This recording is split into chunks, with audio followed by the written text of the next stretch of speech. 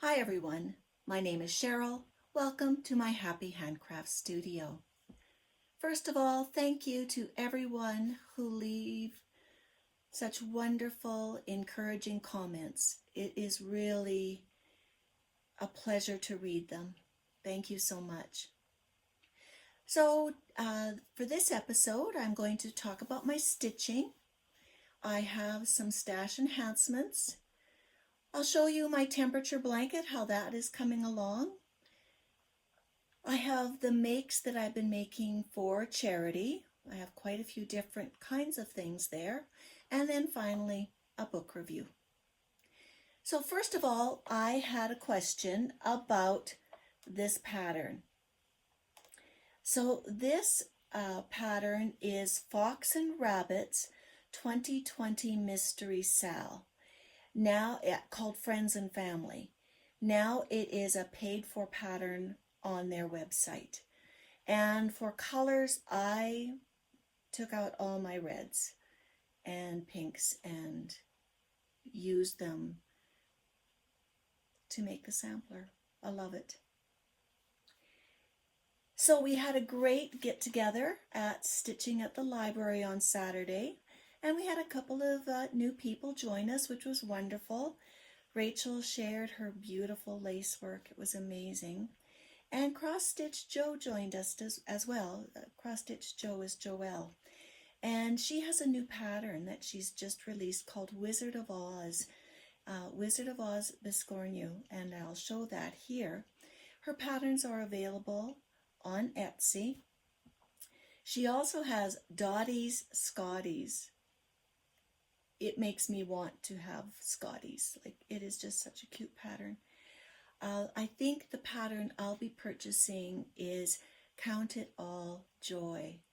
I've never done a box finish like that, so I'm really interested to do that. So I will list Joelle's cross stitch store on Etsy below. Go take a look. She has some great patterns. So finished objects. I have one finish that happened early in July, and that was the third Oology egg. And when I was finished, I thought, oh good, now I'm done all the eggs, except there's 4. So probably next year. I don't have a plan for starting number 4 this year, but who knows? You know, plans change. So, Oology number 3 is done. So, I have lots of whips.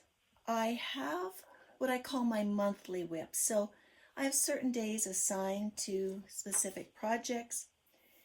Starting at the beginning of the month on the 6th, I work on King Charles III coronation emblem. And this is from Wilmsco on Etsy. It's an 18 count Aida, and it uses just 2 colors, red 304 and pink 3806. I also worked on this at Stitching at the Library.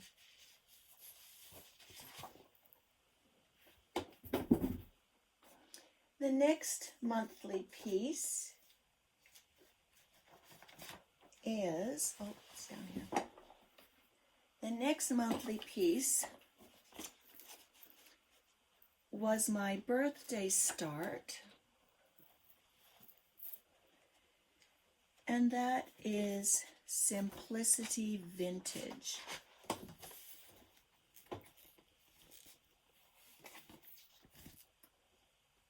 So making some progress on that one.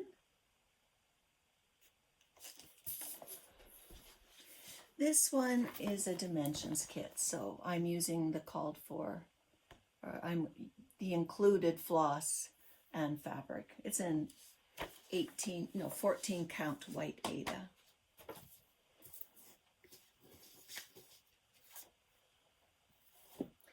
And then on the 21st of the month, the Queen's birthday, our former Queen Queen Elizabeth II in Her Coronation Dress. I love this piece, but I don't like working on it because it is just so fiddly. There's hardly ever blocks of a color. So it's, 8 or 9 stitches of one thing, and then you go on to the next. But it will be beautiful when it's done. So this is on a 28 count Vintage Blue Cashel, and I'm using the called for DMC.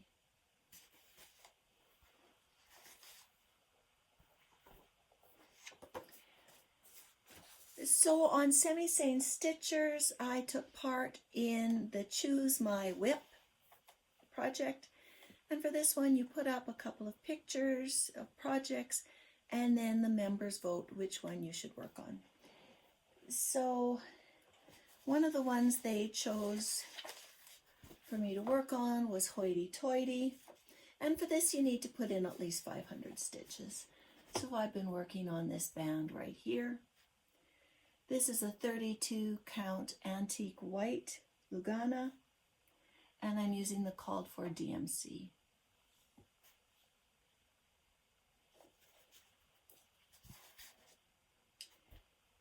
And then the next week, the members voted that I should work on Changing Seasons.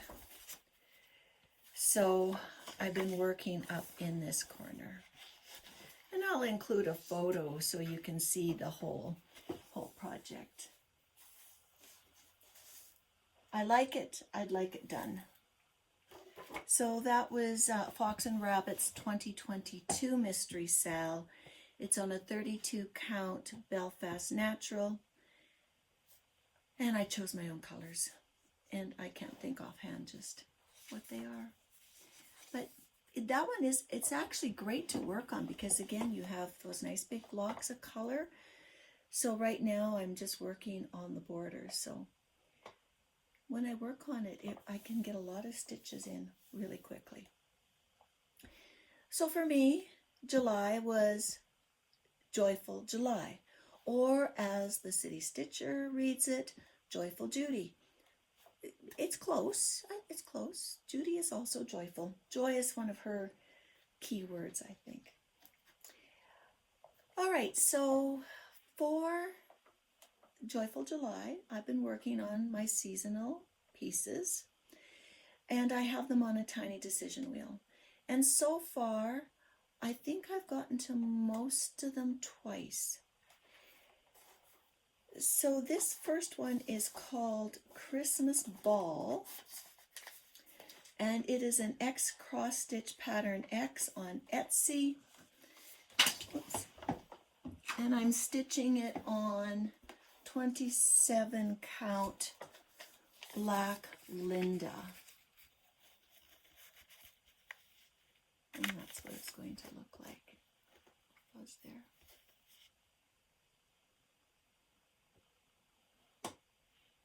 Christmas Ball.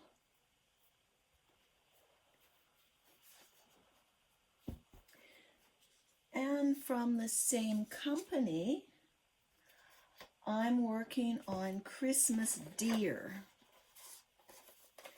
This is on a 28 count Monaco in white. And for both of these, I'm using the called for colors.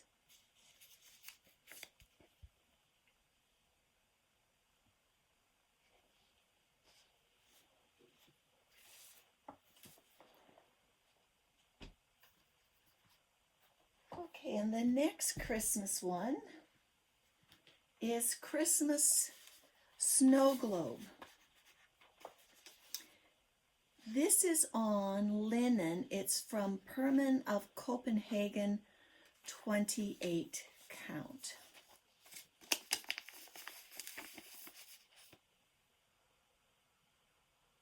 So that one's coming.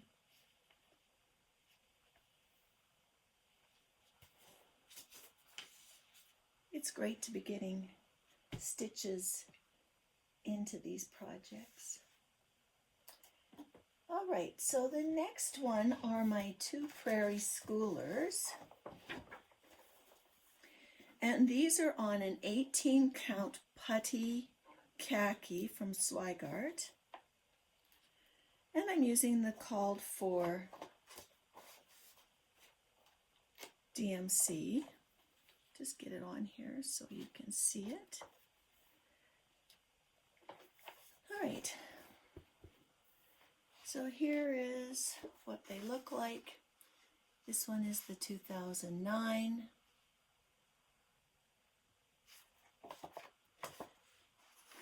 And the 2010.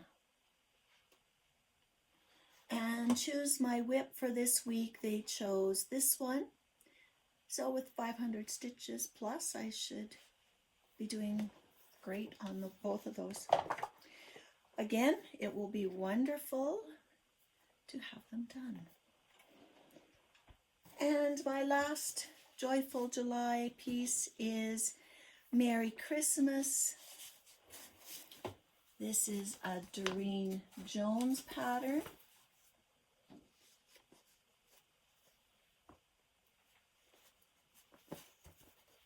And the border is, really fiddly.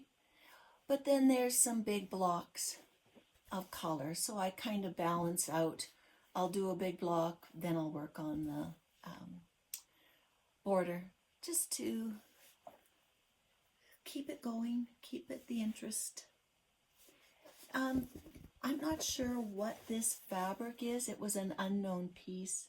It's kind of a khaki color. I'm thinking it's like a 28 count. It's an even weave. Lovely to work on. I wish I knew what it was. All right, so that is Joyful July. And those are all of the projects that I've been working on. So that was quite a few. 1, 2, 3, 4, 5, 6, 7, 8, 9, 10, 11. 11. So I think I might have 15 or 16 projects. So I touched a lot of them this month, which was great. So I've got 5 days left in July. I'm working on Christmas pieces. I'm going to see just how much I can get accomplished. It would be great to have some of these actually completed by July, by the end of July, or definitely by Christmas. So I'm looking forward to seeing my progress on those. All right, stash enhancements, not a lot. I mean, I don't really do a lot of stash enhancements, but I'm going to show you a couple of things that I did purchase. So this is a pin, and I purchased it on Temu, and it is a color wheel.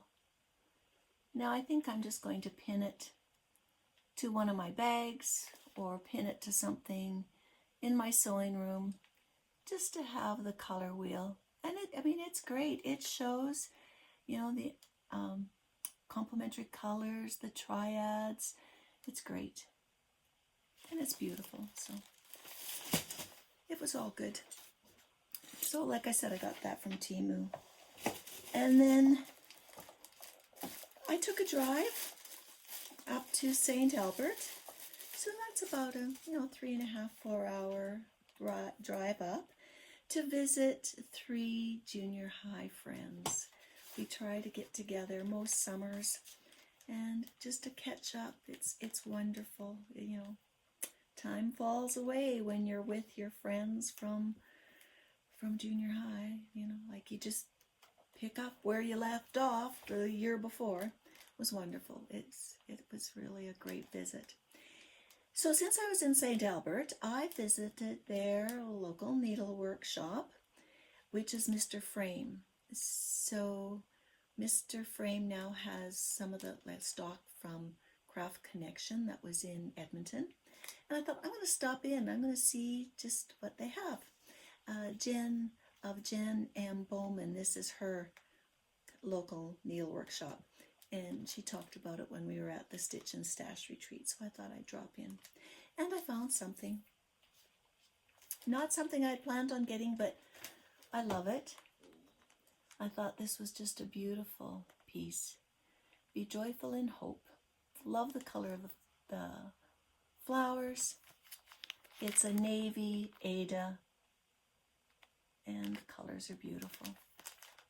So that was a little souvenir purchase. It was great. Okay, temperature blanket. It's hard to work on this temperature blanket in the summer. I have to work on it in the morning when it is cooler, because this is solid. This will be the 30 below blanket. We finally went to our highest temperature on my chart, which is over 30 degrees. Now, in Calgary, they get to over 30 more often. Because we're in the foothills, 1,000 feet higher, you know, we don't get that many 30-degree days, but we had a 32-degree day, and so my last color is now in, or well, my last hot color. Haven't reached my coldest color yet. That's okay. I don't mind if we never reach the coldest color. I was concerned what the red would look like in here, but it's fine. Because it's with this, I think ginger color it's called. It's not bad. Now the next one color might be yellow, so it's hard to see how much it will show up. But yeah, it's coming. I love the randomness of temperature, you know, and how this pattern, you know, works with randomness. It's really interesting. Yes, so I mean, I've debated, should I just quit this blanket? It's getting big, it's getting heavy, but I'm not really a quitter, so we'll just keep going. Going on it, see how it turns out. I have the yarn, so I'm enjoying it. So this temperature blanket, the pattern was free from Michaels. It's probably still there, haven't checked recently. And there is a YouTube video showing you step by step how to crochet it. So, you know, if you like it, go for it. It would be great. Not for warmer climates. This is for the northern hemisphere, I would say. Well, it's for a polar region. All right. And then my makes for charity. So I mentioned that I was going to do Christmas in July with my makes as well. And I'd stuck to that pretty well. So the first thing that I did was I finished up these aprons. So this is a really nice sort of a cotton canvas. It was a panel. It was a panel that I picked up at our Ujama Grandma Fabric and Yarn sale. And, you know, it has a cute little pocket there. This is called Peppermint Hill. I think it was a Daisy Kingdom print. And it says, I found my thrill on Peppermint Hill. And we had two panels like this. So I finished up both panels. I really just had to turn the edges and make the ties. I think it's really cute. I like that. And then I had this wonderful Christmas fabric. It is just so charming. Just love those Christmas fairies. So I made two project bags. One of them has the vinyl front. And for the other one, I made this full panel fabric, and it's lined with the same fabric. So those will be at the Ujamaa Bags, Babies, and Beyond charity event. And then I made these little, they're called a door hanger. And I mean, you don't make one, you don't make two, you don't make three, yeah, four. So one of these will go in the sale, and then the other three will be for my book club members. So present done in July for them. So this pattern was from Quilter's World Winter 2018 magazine. And I did enlarge it from the pattern because I wanted, you know, this part here to be bigger on the hanging. So those are done, which is great. So I was looking for Christmas things. I have a box of, you know, Christmas things to make for the sale. And I thought I was going to make a Christmas one, but this was in there. And again, this pattern was at the Ujamaa fabric and yarn sale, and they had a tea towel with it. So I went into my supply of colors and made this turkey. So it's on a tea towel. So put that in the sale. It is in fall, and I guess you do have turkeys at Christmas, so it'll be fine. And then the last thing that I have for the sale is this wonderful squishy scarf. This is a pebble prayer shawl, I believe is what it was called. But I didn't make it shawl width. I made it narrower. But it is really squishy. It's great. I really like the look of it. And I have some tassels here on the bottom. So that will be in the sale as well. So lots of different things, lots of things. Heading out of the house, which is always good. It's good to bless others with your extra things. All right, so then finally, I have the books I've been reading. You can't see my list. So, a real variety. Oh my gosh. So the first one is a memoir, and it was called Tufa, and it is by Tufa Jallow. And this is her memoir of her experience being groomed by the dictator of her country to be a new wife. And she wasn't having that.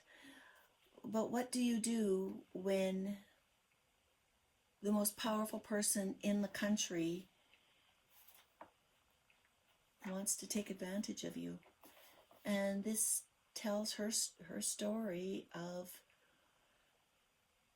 leaving her country and immigrating to Canada and starting the Me Too movement for Africa. And it was very interesting to read. Gives a lot of insight into how powerful men groom victims, what it's like to be an immigrant coming to a country where would have much rather stayed home with your family, but you have to move for political reasons. And the importance of being visible to others who may be suffering the same kinds of consequences. So that was for my Ujamagramma African Book Club. It was a lot of really good discussion. So the next book, nonfiction, is called The Library Book. And this one is by Susan Orlean. And her book is about the 1986 Central Los Angeles Public Library fire. Now, at the time, a lot of people didn't know about it because it happened the same day as Chernobyl. So a lot of people, a lot of the news agencies, they were all talking about Chernobyl, like, was this really the end of the world kind of thing?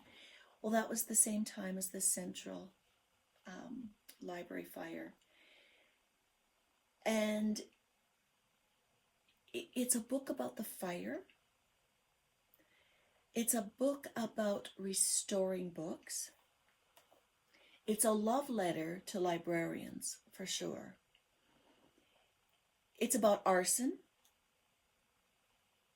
how arson is determined and how that has changed over time. And it's about the main suspect of the fire and his unique personality. It was great. I listened to it on audiobook, and I was originally turned off because the author was reading it. There's a lot of really great audiobook actors. But as I got into it, it was fine because really it was her story of researching the fire, the aftermath, the people involved. It was great. It was, if you are a library nerd like me, you've got to read it. And even if you're not a library nerd, you'd probably find it interesting. So the next book that I read was a romance, and I hardly ever pick up a book that would be labeled a beach read romance, and that's what this was. This is for my Soul Sisters book club coming up in August. It was a great read. This one is by Colleen Hoover. I think for me the best parts of this book was about how a young woman, still a teenager, managed to survive having a mother who was an addict. And part of this story is about damaged people being able to recognize other people who have been damaged. It's the story of Bea Grimm. Her mother dies of an overdose, and how she carries on making her own life. This is definitely about a young woman taking charge and deciding what her life will look like. If you love a beachy summer romance, this is it with a bit more, with a plus. I would recommend it for sure. So the next book I read is, I looked up because I wasn't sure how to classify it. It's not a romance. When I looked it up, they said a crime thriller. I mean, it definitely kept me reading. It's Counterfeit by Kirsten Chen. And this book is about two women who band together to grow a counterfeit handbag business. There's a lot about luxury handbags, how they're made, where they're made, how the patterns and things are stolen, and how you can make a lot of money with it. It is a thriller. You really want to read to the end. You're never really sure how it's going to turn out. It was great. And then, last one? No. The next one is Exiles by Jane Harper. And if you've followed me before, you know I like Jane Harper. She has a lot of great books. Based in Australia, sometimes New Zealand, that part of our world. And these are a mystery. There's a crime. Or there's a mystery. And how is it going to be solved? And in this one, a young mother, Kim Gillespie, disappears from a local festival and leaves her baby alone in a pram. A year later, one of the families comes back together to complete the celebration that they had hoped to do the year before, a christening, and a lot of the same people are there. And Aaron Falk is a detective who was there as a guest of the christening the first time around, and then as the godfather the second time around, and starts to question just what happened, what did people see.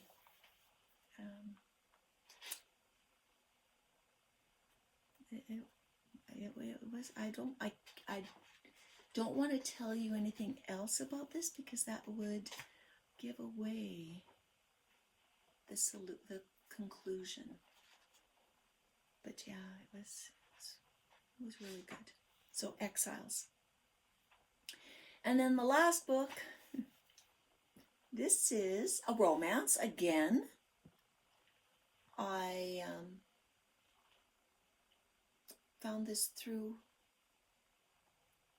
a fellow YouTuber from the UK, and this was one of the books she had picked up in a charity shop, and I thought, oh, that sounds interesting, because again, it's about a library.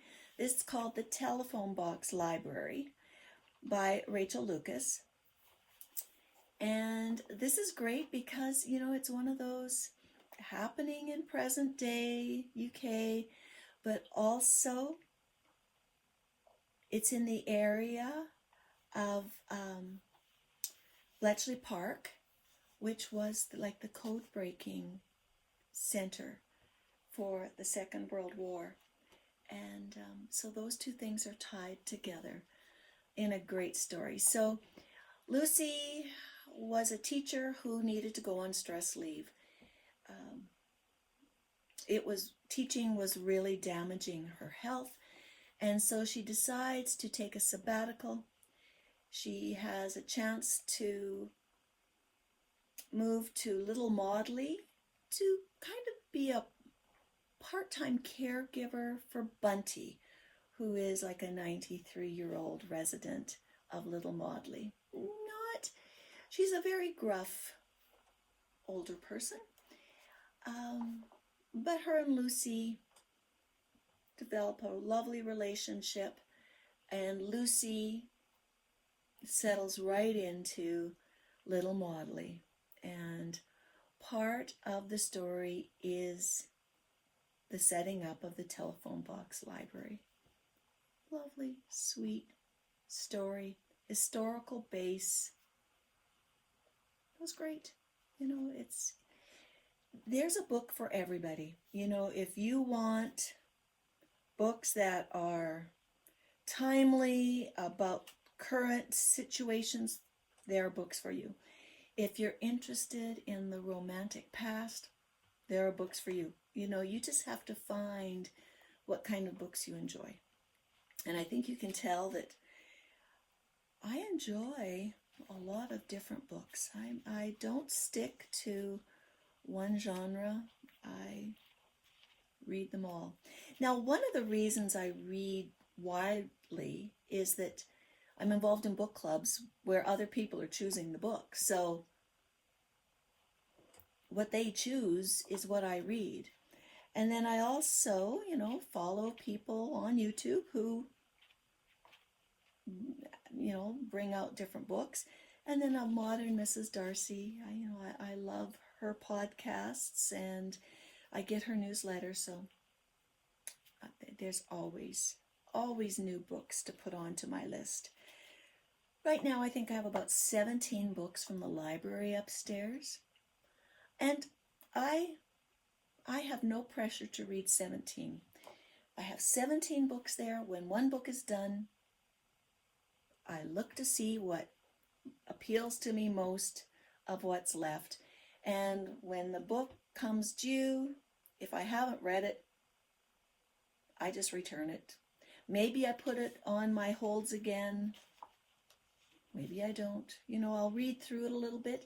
A lot of times, I'm just picking these up from an online review or a friend's review. And when I actually have the book in my hand and I read through it, I think, yeah, maybe not. It's not at the top of the list.